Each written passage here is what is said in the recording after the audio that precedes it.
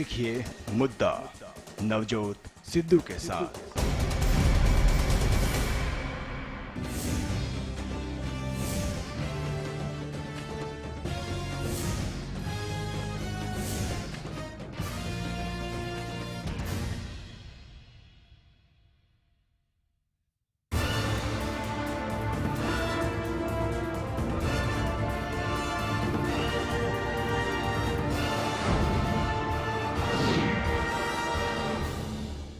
नमस्कार, विशेष देख रहे हैं आप। मैं हूं आपके साथ प्रतिमा दत्ता। विशेष में आज बात करेंगे तमाम जो सरकार की तरफ से दावे हैं वो अक्सर किए जाते हैं शिक्षा व्यवस्था को सुधारने के लिए, लेकिन वो दावे कितने खोखले हैं, वो दावों की आखिर पोल खोलेंगे आज विशेष में।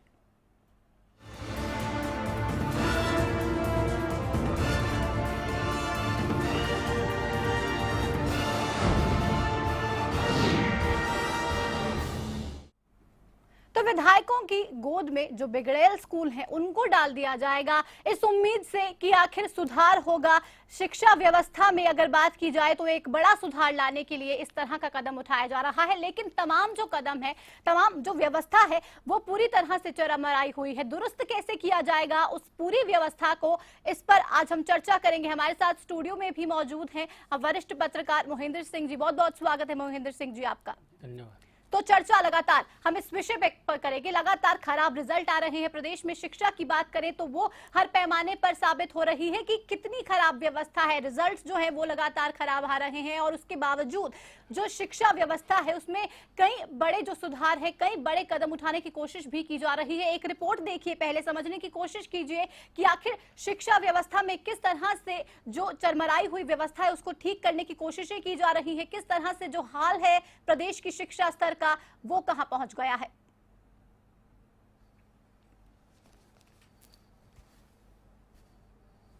सत्ता बदल गई, सिंहासन बदल गए, लेकिन नहीं बदली तो बदहाल शिक्षा व्यवस्था। एक तरफ हरियाणा समय के साथ कदम से कदम मिलाकर विकास के पथ पर बढ़ता रहा, लेकिन वही दूसरी तरफ प्रतिस्पर्धा के इस दौर में हरियाणा का शिक्षा स्तर दिन पर दिन उठने की बजाय गिरता ही रहा, जिसका अंदाजा इस साल के 10वीं और 12वीं के शर्मनाक परीक्षा परिणाम से बाखूबी लगाया जा सकता है।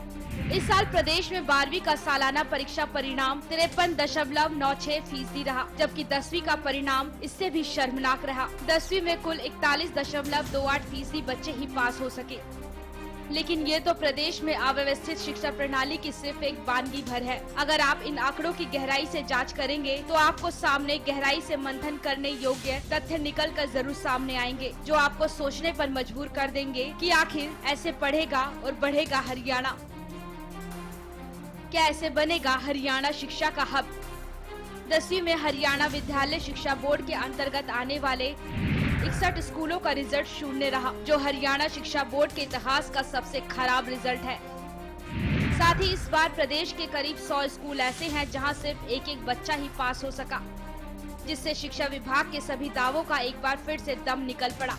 फिसड्डी आने की इस दौड़ में यमुनानगर सबसे अव्वल रहा। जिला यमुनानगर के 9 स्कूलों का 10वीं का रिजल्ट 0 है। वही खराब रिजल्ट की इस दौड़ में भिवानी और झज्जर जिले ने दूसरा स्थान हासिल किया। भिवानी झज्जर में 5 स्कूलों का रिजल्ट 0 है।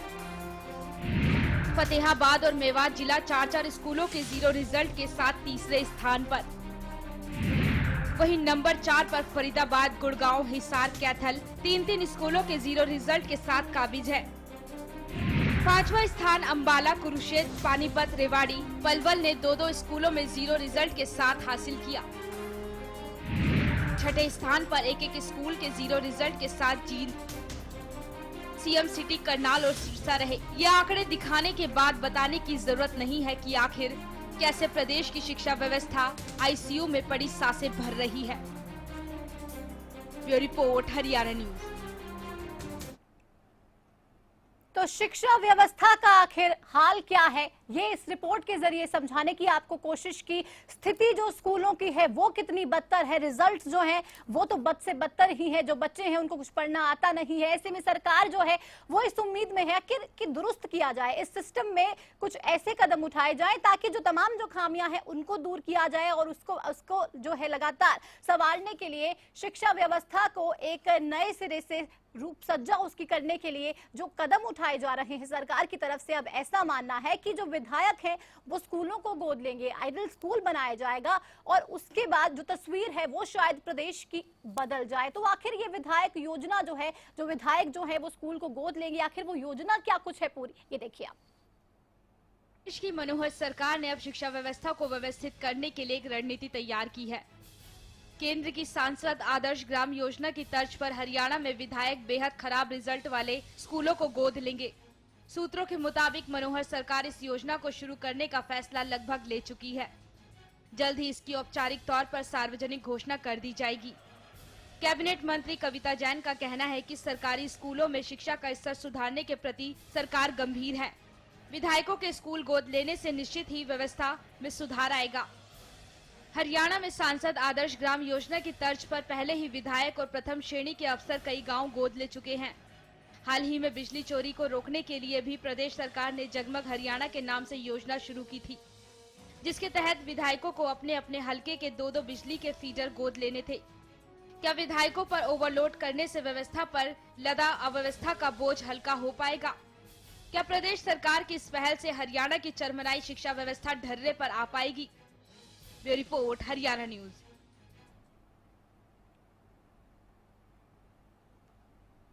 तो शिक्षा व्यवस्था का जो हाल है वो पूरी तरह से डामाडोल है। आखिर सुधार कैसे आ पाएगा? सरकार की बात करें तो दावे किए जाते हैं कि तस्वीर बदल दी जाएगी, हरियाणा को शिक्षा हब बना दिया जाएगा, लेकिन आखिर वो कब होगा, ये बड़ा सवाल। हमारे साथ महेंद्र सिंह जी स्टूडियो में बने हुए हैं।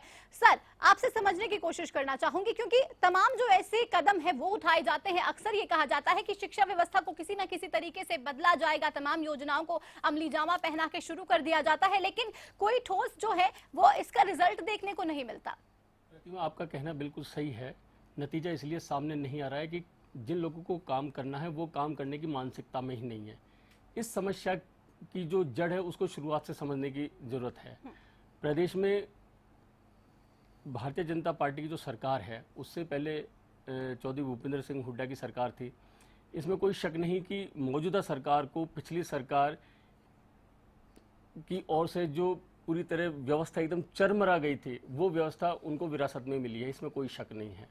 और ये जानबूझकर ये कांग्रेस की सरकार की ओर से ये व्यवस्था छोड़ी गई थी कि जैसे कि इस सरकार के बाद जो सरकार बने उसमें कहीं हमारा नंबर आ जाए। ये सोचा समझा खेल था। चूंकि प्रदेश की जनता ने केंद्र में प्रधानमंत्री नरेंद्र मोदी को वोट देने के बाद हरियाणा में भी नरेंद्र मोदी के नाम पर ही वोट दिए। बिल्कुल। भारतीय जनता पार्टी ने किसी को भी चीफ मिनिस्टर के रूप में प्रोजेक्ट नहीं किया, इसलिए ये बात किसी के भी दिमाग में नहीं थी कि कौन बनेगा। चूंकि श्री मनोहर लाल खट्टर जी प्रदेश के मुख्यमंत्री बन गए, जबकि मुख्यमंत्री की दौड़ में बहुत सारे दूसरे लोग थे। अब चूंकि मनोहर लाल खट्टर जी मुख्यमंत्री बन गए हैं तो वो कभी राजनीतिक नहीं रहे, वो कभी शासन प्रशासन का हिस्सा नहीं रहे। पहले भी गठबंधन की सरकारों में भारतीय जनता पार्टी के बहुत सारे नेता थे जो सरकारों का हिस्सा रहे, लेकिन मनोहर लाल खट्टर कभी भी सरकारों का हिस्सा नहीं रहे। तो अब वो मुख्यमंत्री बन गए हैं तो उन्हें अभी जिस तरीके से चीजें सामने आ रही है तो उन्हें व्यवस्था को समझने में, चीजों को समझने में ऐसा लग रहा है कि उनको समय और चाहिए। जबकि काम की मांग बहुत तेजी से उठ रही है कि बहुत तेजी से आपको काम करने की जरूरत है। अब काम करने की तेजी से जरूरत है तो उस हिसाब से काम नहीं हो रहा है। काम क्यों नहीं हो रहा है? प्रदेश के जो शिक्षा मंत्री हैं प्रोफेसर रामविलास शर्मा जी, उनकी सारी ऊर्जा, उनका सारा समय मुख्यमंत्री की कुर्सी पर लगा हुआ है, उनकी शिक्षा व्यवस्था को सुधारने में नहीं लगा हुआ है। ये बात बहुत स्पष्ट है। पूरी सरकार से लेकर शासन प्रशासन तक में अनुशासनहीनता फैली हुई है। किसी भी व्यवस्था को उठाकर आप देख लीजिए, किसी भी फर्श को उठाकर आप देख लीजिए, उसके नीचे सारी अव्यवस्थाएं, अराजकता, अनुशासनहीनता ये सारी देखने को मिलेगी। इसलिए व्यवस्था को बनाने में जो ऊर्जा चाहिए, जो मानसिकता चाहिए, जो योजनाएं चाहिए, वो नहीं बन पा रही है। अब आपने एक नई चीज बताई है कि अब विधायक हैं जो जिन स्कूलों का रिजल्ट खराब है या जिन स्कूलों की व्यवस्था पूरी तरह बिगड़ गई है, जो पूरी तरह कंडम हो चुके हैं, उनको विधायक गोद लेंगे। ठीक है, आप गोद लीजिए, कोई मनाही नहीं है, लेकिन गोद लेकर वो किस तरीके से काम करेंगे?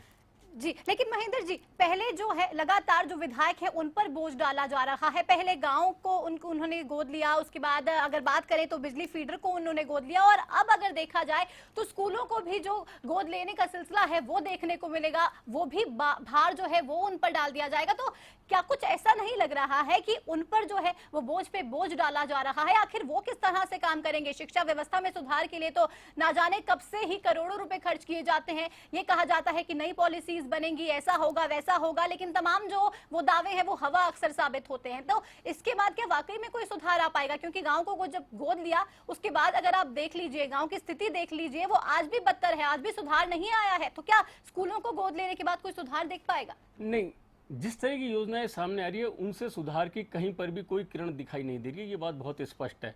चूंकि विधायकों के ऊपर जिस प्रकार का योजनाओं का, कामों का सरकार लगातार बोझ डाल रही है, उससे तो विधायकों को ही खुद अपनी बात कहनी चाहिए कि चाहे आप सरकार के फ्लोर पर जाकर कहें, पार्टी के फ्लोर पर जाकर कहें कि भाई ये इस तरीके से स्थिति बनेगी तो हम किस तरीके से पब्लिक में जाएंगे, किस जो हमारी सरकार जो वादे करके आई है, सरकार हमारी पार्टी जो सरकार में आई है, हम किस तरीके से पब्लिक को हम जवाब देंगे। उनको अपनी बात भी कहनी चाहिए, पब्लिक के बीच में जाके कहनी चाहिए। अगर सरकार ने कह दिया कि गोद लेंगे, ठीक है, गोद लीजिए। उससे पहले सांसद आदर्श ग्राम योजनाएं, उसमें क्या हुआ है पहले वही देख लीजिए। कहीं काम होता दिखाई नहीं दे रहा है, कहीं कुछ नहीं है। यहाँ पर जो कृषि मंत्री ओम प्रकाश धनखड़ जी हैं, उन्होंने जब सांसद आदर्श ग्राम योजना की जब हरियाणा में शुरुआत हुई थी तो यहाँ पर वो उसकी शुरुआत करने आए थे, तब उन्होंने खुद ने ही इस बात का रहस्योद्घाटन किया था कि जब वो योजना के बारे में अपने अधिकारियों की मीटिंग ले रहे थे, तो उन्होंने बहुत स्पष्ट अधिकारियों से पूछा था कि प्रदेश का कोई भी एक ऐसा गांव जिसको हम आदर्श ग्राम की श्रेणी में रख सकें। आप ताज्जुब देखिए प्रतिमा जी कि एक भी अधिकारी ये नहीं कह पाए कि प्रदेश का कोई भी गाँव आदर्श गांव की श्रेणी में आता है। ये स्थिति तब है जब पिछली कांग्रेस की सरकार 10 साल में आदर्श ग्राम योजना पर करोड़ों रुपया खर्च कर चुकी है। बिल्कुल, तो करोड़ों रुपए खर्च कर दिए गए हैं लेकिन सुधार नहीं हुआ है, तस्वीर नहीं बदली गई है। इस बीच हमारे साथ सुरेंद्र जी जुड़ चुके हैं, पानीपत से ये बीजेपी के विधायक हैं। बहुत बहुत स्वागत है आपको सुरेंद्र जी हरियाणा न्यूज पर। सुरेंद्र जी, आप सुन पा रहे हैं मुझे? मैं सुन रहा हूँ जी। सुरेंद्र जी, जिस तरह से ये सुनने में आ रहा है कि ऐसी योजना अब लाई जाएगी और जो विधायक है वो स्कूलों को गोद लेंगे, जो स्कूल है जो जिनका हाल पूरी तरह से जो फ्लॉप हो चुका है, जिनमें शिक्षा व्यवस्था नाम की कोई चीज ही नहीं है, विधायक उन्हें गोद लेंगे और तस्वीर बदलने की दिशा में ये काम किया जाएगा। तो क्या कुछ लग रहा है, क्या वाकई में ऐसा हो पाएगा? क्या तस्वीर बदलेगी स्कूलों की? देखिए, मैं आपको ये बताना चाहता हूँ, जिस प्रकार हमारी भारतीय जनता पार्टी की जब से सरकार आई है, हमारा कोई भी विधायक या हमारा कोई भी मंत्री घर पे नहीं बैठ रहा, सभी बाहर घूम रहे हैं और हम लोगों ने समस्याओं को देखा है।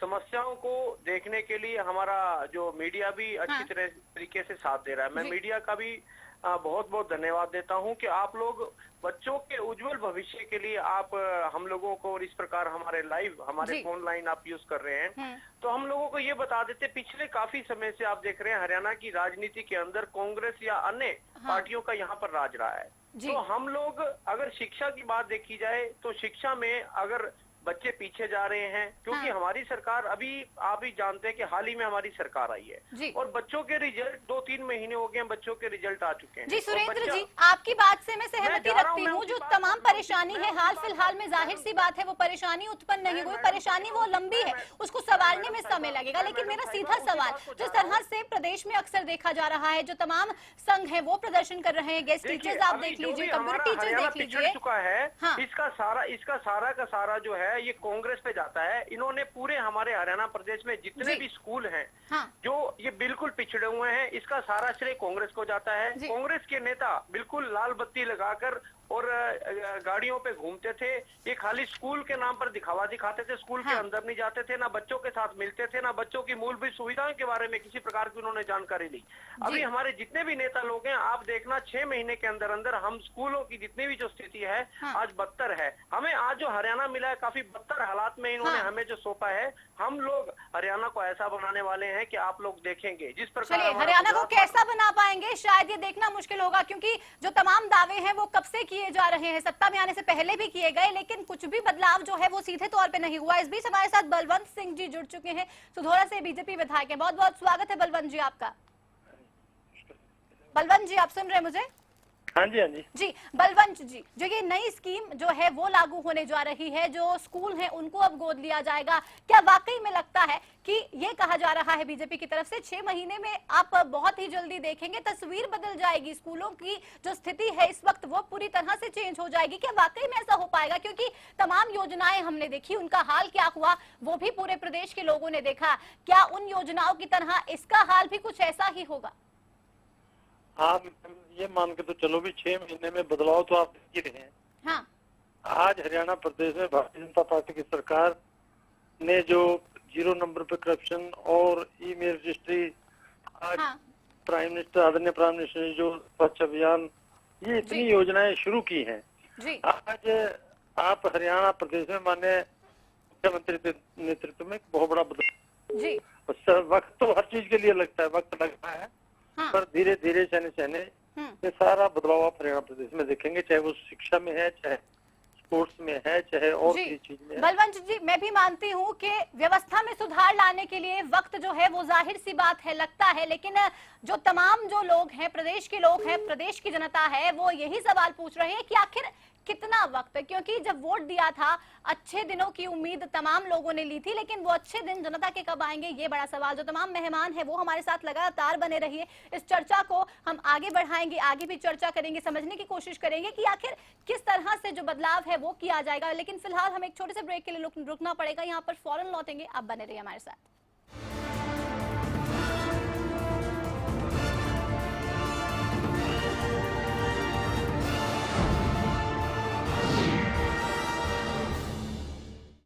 आज ज्यादातर किसानों ने अपने खेतों में सरताज जिप्सम का इस्तेमाल करना शुरू कर दिया है। जीरी की फसल है, उसमें पानी लगभग भरा रहता है, पानी बहुत कम पीती है। 5 एकड़ में मेरी जीरी की फसल 2 क्विंटल प्रति एकड़ के हिसाब से ज्यादा हुई, मुझे बहुत अच्छा लगा। सरताज जिप्सम नेचुरल इंपोर्टेड सल्फर व कैल्शियम से युक्त। तेरा मुझसे प्यार ना छूटे, रिश्तों का ये बंधन न टूटे, कल भी आज भी कल भी। देश की सेवा करता हूँ, इसीलिए मुझे जरूरत है माँ के आशीर्वाद की और श्री गोविंद घी की, जो तुम्हें स्ट्रॉन्ग रखता है। क्या आप भी मीडिया का हिस्सा बनना चाहते हैं? क्या आपकी भी इच्छा होती है टीवी पर दिखने की, एंकर रिपोर्टर बनने की? अगर हाँ, तो STV हरियाणा न्यूज में शुरू हो चुका है 2 महीने का मीडिया कोर्स। 2 महीने के सर्टिफिकेट कोर्स के दौरान आप सीखते हैं कि कैसे एक न्यूज चैनल में काम किया जाता है और कैसे आप एक बेहतर मीडिया पर्सनालिटी बन सकते हैं। कोर्स के दौरान आपको 1 घंटे की थ्योरी क्लास के साथ 5 घंटे की प्रैक्टिकल क्लास दी जाएगी। टीवी पत्रकारिता की बारीकी को बताएंगे हमारे अनुभवी एंकर और टीवी पत्रकारिता के जाने माने चेहरे। कोर्स के आखिरी दिनों में पर्सनालिटी डेवलपमेंट की स्पेशल क्लास भी दी जाएगी और आपको मिलेगा 2 महीने की इंटर्नशिप का भी मौका। कोर्स में एडमिशन के लिए योग्यता है किसी भी मान्यता प्राप्त बोर्ड से 10वीं की परीक्षा पास की हो। दूसरे बैच की शुरुआत 15 जून से होगी, तो देर ना करें। अधिक जानकारी के लिए आप हमें कॉल कर सकते हैं। हमारा नंबर है 9999212816 और 9555755667 या हमारे ऑफिस आकर भी आप कोर्स के बारे में जानकारी ले सकते हैं। हमारा पता है Haryana news, SCO 234 old judicial complex, Jharsa road, sector 15, Gurgaon 122001। आज ज्यादातर किसानों ने अपने खेतों में सरताज जिप्सम का इस्तेमाल करना शुरू कर दिया है। गन्ने के खेत में सरताज जिप्सम डाला जी। गन्ना बहुत मोटा है और उस ऊंचाई भी बहुत हुई, बहुत 4-5 बार बंधवाना पड़ा। आस पास के लोग मैंने पूछने आए, मैंने बोला भी सरताज जिप्सम डाल दी। सरताज जिप्सम नेचुरल इंपोर्टेड सल्फर व कैल्शियम से युक्त।